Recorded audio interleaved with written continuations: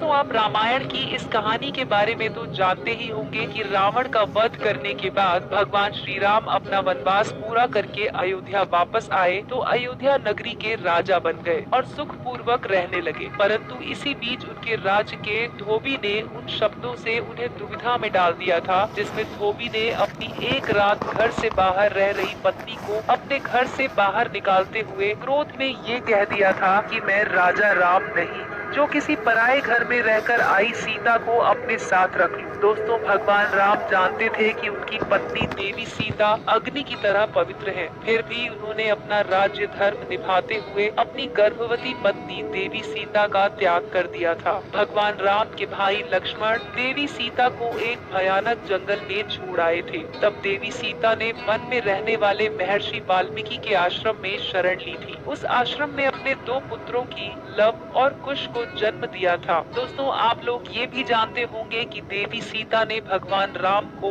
जब उनके दोनों पुत्रों को सौंपा तब वो स्वयं अपनी जननी देवी पृथ्वी की गोद में समा गई थी। भगवान राम 11,000 वर्षों तक इस पृथ्वी पर रहे। जब वो 11,000 वर्ष पूरे होने को आए तब एक दिन भगवान राम से मिलने के लिए एक तपस्वी आते हैं और भगवान राम से कहते हैं कि मैं आपसे कुछ आवश्यक बात करना चाहता हूँ, परंतु उससे पहले आपको ये वचन देना पड़ेगा कि जो कोई भी हमारी बात सुने या हमें बात करता हुआ देखे उसका आपको वध करना पड़ेगा। तपस्वी की बात सुनकर भगवान राम ने कहा, ठीक है, ऐसा ही होगा। फिर भगवान राम ने अपने पास खड़े लक्ष्मण से कहा कि द्वारपाल के स्थान पर तुम कक्ष के बाहर पहरा दो। दोस्तों, जब लक्ष्मण जी कक्ष के बाहर पहरा देने लगे तब उस तपस्वी ने भगवान राम से कहा कि मैं काल और मुझे ब्रह्मा जी ने आपके यहाँ भेजा है। आपने स्वयं ही 11,000 वर्षों तक पृथ्वी पर रहने की अवधि तय की थी, जो पूरी हो चुकी है। इसीलिए अभी आप और रहना चाहते हैं या अपने परम धाम वापस जाना चाहते हैं। तब दोस्तों, भगवान श्री राम काल के साथ कक्ष में बातें कर रहे थे कि तभी ऋषि दुर्वासा वहाँ आ जाते हैं और द्वार पर पहरा दे रहे लक्ष्मण से कहते हैं कि श्री राम को मेरे आने की सूचना दो। परंतु लक्ष्मण जी भगवान श्री राम के आदेश का पालन करते हुए ऋषि दुर्वासा से क्षमा मांगते हुए कहते हैं कि भगवान राम अभी आपसे नहीं मिल सकते, आप थोड़ी प्रतीक्षा कीजिए। तब ऋषि दुर्वासा को लक्ष्मण की बात सुनकर क्रोध आ जाता है